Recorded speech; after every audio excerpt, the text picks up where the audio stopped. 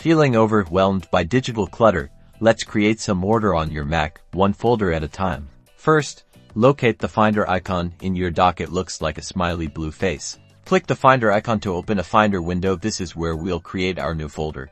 Now, decide where you want your new folder to live for this tutorial. Let's create it right here on your desktop. To create a new folder, you have a couple of super simple options. Method 1. Right-click anywhere in an empty space on your desktop. From the menu that appears, hover your mouse over New Folder. Then, simply click on New Folder. And just like that, a brand new folder appears. Notice that entitled folder is already highlighted, waiting for you to name it. Type in a descriptive name for your folder, like Important Documents, and then press the Return key. See, easy peasy. Now, for our second method, go to the menu bar at the very top of your screen. Click on File, and then click on New Folder again. This will create another new folder, ready for you to name. Let's call this one Photos, and press Return.